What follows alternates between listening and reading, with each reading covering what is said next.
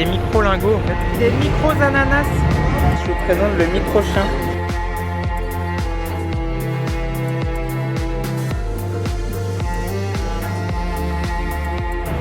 Salut, c'est Matt. Aujourd'hui on est le samedi 26 mars et je vais aller revendre de l'or et donc je vous amène avec moi. En Thaïlande, il y a un rapport avec l'or qui est différent de ce qu'on peut trouver en Europe.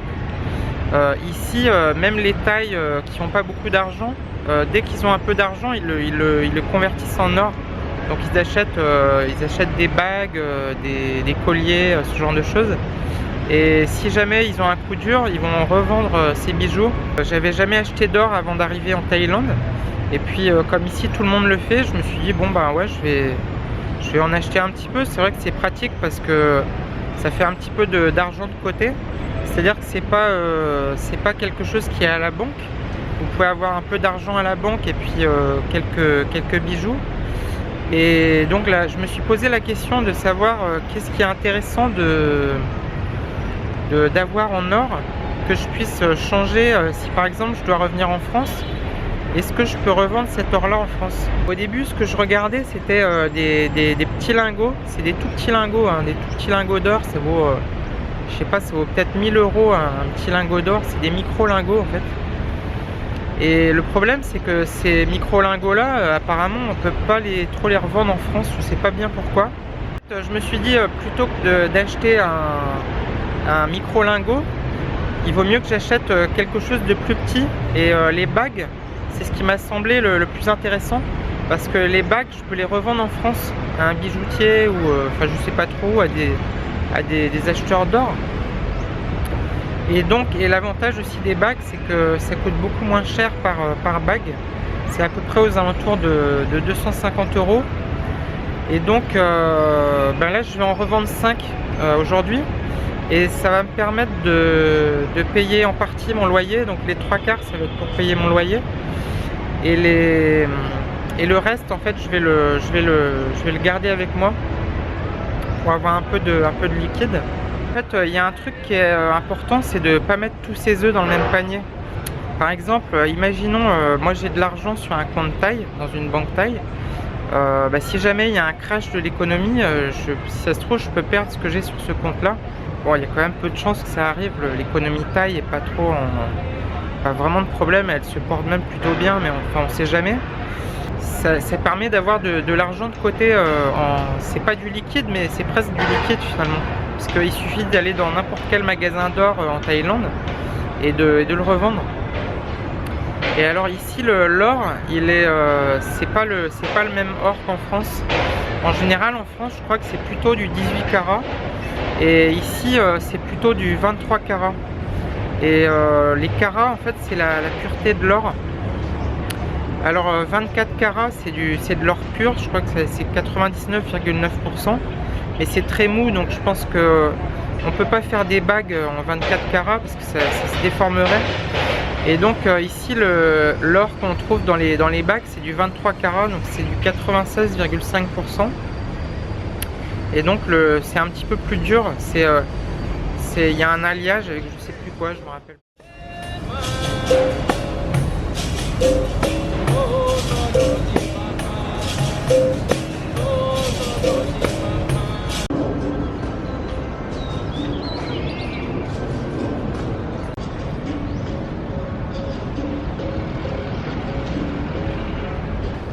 Cet hôtel là qui est en rénovation, c'est là où j'ai passé le nouvel an 2013 sur le toit. Et il y avait une fête au 40e étage et il y avait un feu d'artifice qui était lancé juste à côté. C'était assez impressionnant. Je crois que le plus grand objet en or qui est dans le pays, en Thaïlande, c'est le grand Bouddha couché qui est recouvert d'or et qui fait 46 mètres de long. C'est assez impressionnant. Peut-être que j'aurai l'occasion de vous le montrer dans une prochaine vidéo. C'est ici où j'étais déjà venu dans un de mes premiers vlogs, le Dalat. C'est assez drôle, je viens de quitter le restaurant là, vietnamien. Et en fait il y avait deux Belges, en fait un gros Belge avec sa femme qui s'est installé sur une table. Et il dit, il se frotte les mains comme ça et puis il dit ah c'est super, on va enfin pouvoir manger thaï. Sauf que c'est un restaurant vietnamien et qu'il n'y a aucune spécialité thaï.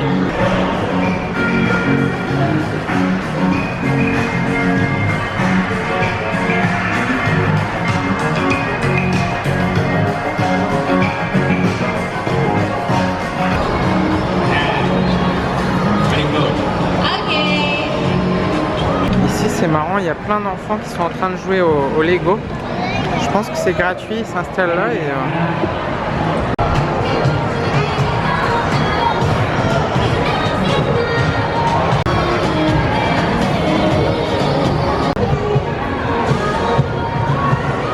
c'est drôle parce que je viens de me planter de sens dans le métro. Je sais pas si ça vous fait pareil, vous, si vous habitez à Paris ou je sais pas, des endroits où il y a le métro. Quand vous allez à un endroit qui est inhabituel et vous avez tellement l'habitude d'aller dans un sens, si vous réfléchissez pas, vous vous retrouvez dans le mauvais sens. Et moi, ça m'est arrivé plusieurs fois.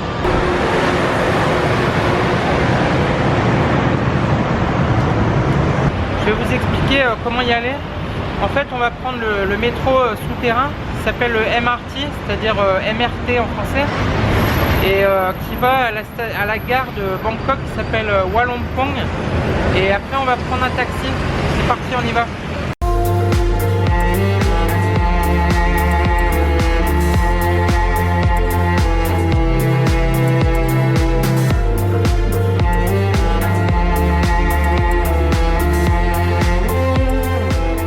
Ça c'est les machines en fait pour prendre un ticket. Donc on est ici, enfin il faut appuyer sur anglais là.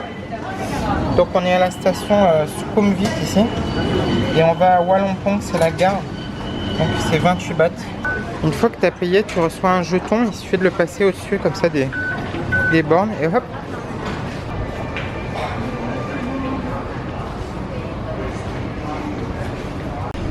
Et donc là, vous voyez au niveau des portes, là il y a un marquage jaune au sol. Et en fait les gens se mettent là sur les côtés pour que les gens qui sortent en fait puissent sortir sans être embêtés par les gens qui veulent rentrer.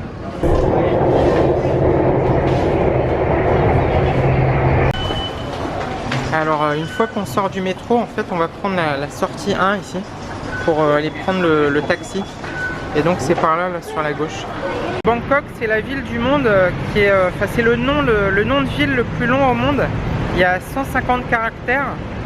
Et les Thaïs, Bangkok, il l'appelle pas Bangkok, en fait il l'appelle Krung Thep. Et en version un peu plus longue, c'est Krung Thep Maha Nakhon. Et je connais pas le nom complet, je le connais pas. Et je pense qu'il y a pas mal de Thaïs qui habitent à Bangkok. Je suis même pas sûr qu'ils connaissent le nom entier tellement il est long. Une fois qu'on sera arrivé là-bas, en fait, je vais pouvoir vous montrer les magasins d'or de l'extérieur et je vais pas pouvoir vous filmer à l'intérieur. Il y a des caméras de sécurité, il y a des gardiens, mais c'est hallucinant de tout l'or qu'il y a, quoi. Je sais pas, dans une seule boutique, il y a peut-être pour 1 ou 2 millions d'or, 1 ou 2 millions d'or en euros, hein, 1 ou 2 millions d'euros en or dans chaque boutique. Et des boutiques, il y en a des dizaines dans tout le quartier. Donc, une fois que vous êtes arrivé à la station Walampong, en fait il faut prendre le taxi et il faut se rendre sur l'avenue Yaolat. Ça se dit Yaolat. Et là il y a tous les magasins d'or, de toute façon vous les verrez, hein, il y a des magasins d'or partout. Et là où il faut aller, enfin un des meilleurs magasins de ce que j'avais recherché sur internet pour trouver quel était vraiment le meilleur magasin. Et c'est un magasin qui s'appelle Hoa Sang Eng. Hoa Sang Eng, en fait c'est une chaîne de magasins d'or. Et ils en ont plusieurs, il y en a au moins 4 ou 5 au même endroit. Et il y a un monde fou, ils ont des bons prix d'achat-revente. Et donc il y a énormément de monde. Et ça m'est arrivé des fois d'attendre 45 minutes debout parce qu'en fait il n'y a pas de ticket là-bas, donc il faut attendre debout, il y a la queue, il y a plein de monde, c'est vraiment le truc pas très agréable. Mais le bon côté des choses, c'est que les prix sont, sont très intéressants.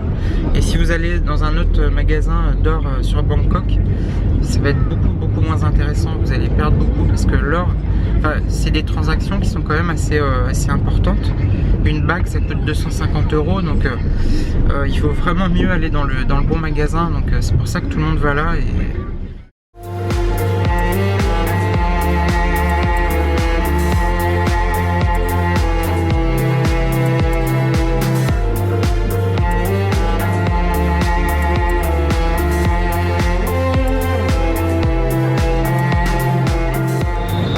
Le magasin où on va là, c'est Hoa Sang Eng, et c'est les enseignes de couleur rouge et verte que vous voyez des deux côtés de l'avenue. Les poissons qui sont ici, ils doivent être un peu dégoûtés parce que on est dans un restaurant. Je sais même pas ce que c'est que ce truc. Oh là là, la gueule, ça fait peur.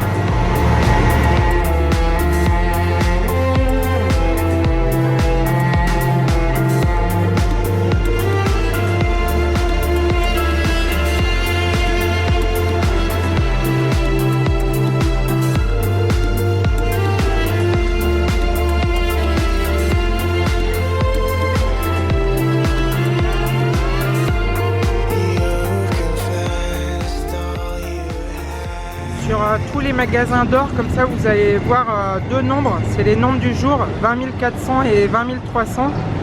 20 400 en fait c'est quand ils vendent, et 20 300 c'est quand ils achètent. Et donc 20 000 ça fait à peu près 500 €, 550 € à peu près. Je sais pas si vous avez déjà vu ça, c'est des micros ananas. Ils sont tout petits, c'est trop drôle. Dans les magasins d'or, on peut aussi acheter des objets ornementaux.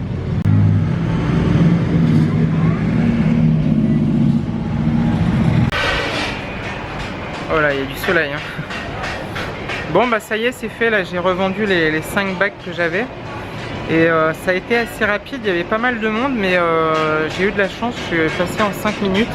Mais d'habitude, il faut compter facile 20-30 minutes minimum hein, pour passer là, tellement il y a du monde. J'ai halluciné parce que juste avant là, il y a une grosse indienne qui elle passe devant moi dans la queue, et puis elle me demande, elle me dit sorry, ça va tranquille quoi. Et en fait je l'ai laissé faire, mais j'étais un peu j'étais estomaqué, j'avais jamais vu ça encore. Et après elle s'en va, et donc je reprends ma place, et puis elle revient, elle me pousse et tout, mais n'importe quoi. Comme je vous avais dit, je ne pouvais pas filmer à l'intérieur, mais je vais vous expliquer un petit peu comment ça se passe. Donc bon là je revendais des bagues à l'achat. C'est simple, il faut dans la vitrine en fait il y a plein de bagues et de bracelets, de colliers, enfin il y a des tonnes de choses, il y a même des mini lingots. Et donc vous dites voilà je veux ça et combien ça coûte, etc. Vous pouvez le dire en anglais, mais il parle pas super bien l'anglais, enfin il parle un petit peu anglais quand même, mais c'est beaucoup de Thaïs qui achètent là en fait, c'est vraiment pas un magasin pour touristes. Et donc vous dites ce que vous voulez, et puis voilà, il vous donne le prix, il vous retourne la calculatrice. Et puis vous voyez combien ça fait, et puis vous êtes d'accord ou pas d'accord, et voilà, c'est assez simple. Et pour revendre, la seule différence c'est qu'il faut un passeport.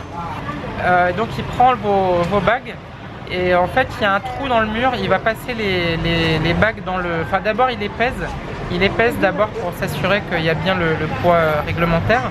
Et donc ensuite il y a un trou dans le mur, et il va passer les bagues par là. Et ensuite il va attendre un petit peu, donc ils vont vérifier que c'est bien de l'or, etc. Enfin je sais pas, je pense qu'ils font des contrôles. Et ensuite après il y a l'argent liquide qui revient par le même trou. Et donc voilà, et puis il met les billets dans une machine à compter. Et donc il compte, il le fait 2 fois. Et donc vous voyez que ça fait bien la somme qu'il vous dit en fait en nombre de billets. Et voilà, c'est tout. C'est assez simple en fait hein. Il y a plein de sortes de thé ici, ça sent super bon. Après le micro ananas, je vous présente le micro chien. Il est tout petit. il est tout petit, il doit faire... c'est même pas 3 kilos à mon avis. Vous voyez que je suis pas le seul à m'asseoir par terre. Là où la fille elle était assise, c'était un peu crade quoi. Moi personnellement je m'assoirais pas là. Je sais pas, je m'asseyerais, je m'assoirais pas là. Mais effectivement, et je sais même pas trop pourquoi je le fais. Enfin, je pense que j'ai commencé à le faire parce que je faisais de la photo. Et c'est drôle parce qu'il y a un youtubeur qui a beaucoup d'abonnés. Je crois qu'il a 500 000 abonnés maintenant. Et je lui avais envoyé un message parce que c'est un youtubeur de Dubaï. Et je pensais passer à Dubaï fin février. Et donc il a dû voir ma chaîne et c'est drôle parce que dans un de ses vlogs, il est dans un supermarché et puis il s'assoit par terre, il est avec sa soeur et puis en fait il dit mais pourquoi c'est pas acceptable socialement de s'asseoir par terre? Et donc il le fait, il s'assoit par terre et puis il y a sa soeur qui lui dit mais qu'est-ce que tu fais et tout. Et en fait c'est Movlogs, c'est Movlogs en fait le nom de sa chaîne. Et je pourrais vous mettre le lien en fait de la vidéo là où il s'assied. Si ça se trouve il a fait ça de son plein gré, je sais pas, mais j'ai jamais vu aucun autre youtubeur faire ça. Donc je trouvais ça marrant quoi. La fille, je lui ai quand même demandé la permission avant de la filmer, mais au début elle comprenait pas trop, elle comprenait pas pourquoi je voulais la filmer. C'est un peu trop bien.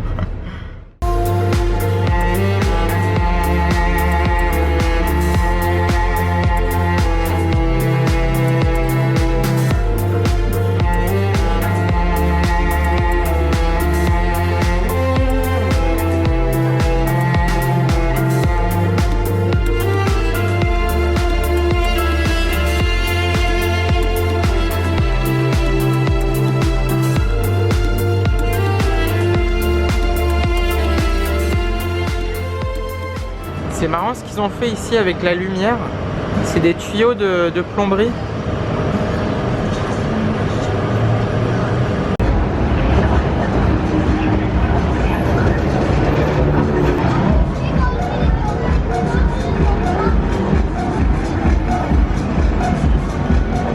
Donc je vais dans le food court là où je vais assez souvent là en haut.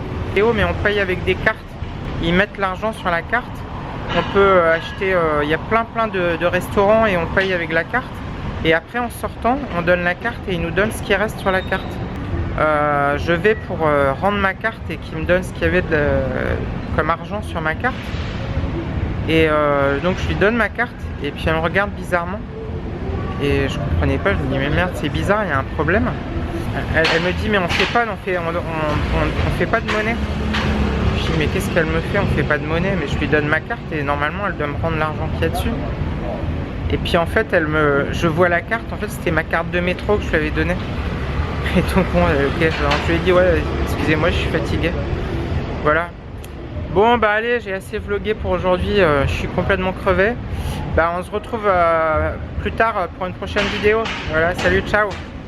Et bien sûr une pensée pour nos amis belges après les attentats de Paris et l'attentat de Bangkok.